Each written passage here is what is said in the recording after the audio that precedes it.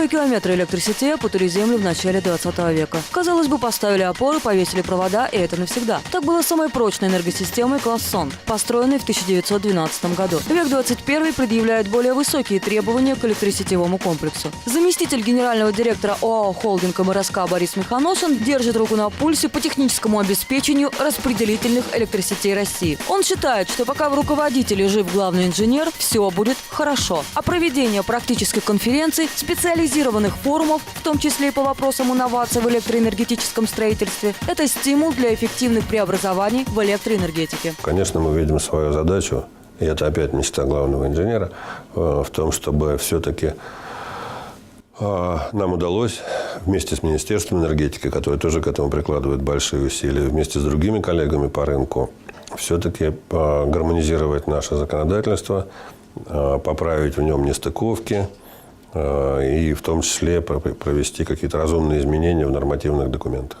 Международный опыт показывает, что энергетика в современных условиях невозможна без сберегающих и эффективных технологий. Более того, энергоэффективность и энергосбережение должны стать основным лейтмотивом как на стадии проектирования, так и в строительстве. Одна из секций международной конференции как раз и будет посвящена этой теме. Современный производитель уже на этапе создания оборудования закладывает достаточно много интересных решений, которые согласуются с техническими решениями, с технической политикой основных отраслевых заказчиков.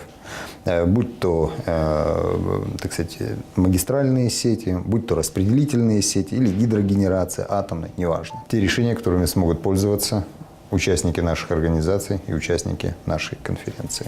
Формирование необходимых условий для внедрения инноваций, обеспечение качества строительства объектов энергетики возможно лишь в конструктивном взаимодействии ученых, изыскателей, проектировщиков, строителей и эксплуатации. Открытый диалог представителей строительного комплекса энергетической отрасли – это залог успешного развития электросетевого комплекса страны. Наша задача – создать площадку, где реальный сектор будет обсуждать проблемы энергетики, энергосбережения, энергоэффективности. Энергетика стоит на пороге больших перемен, имея в виду модернизацию с точки зрения инноваций.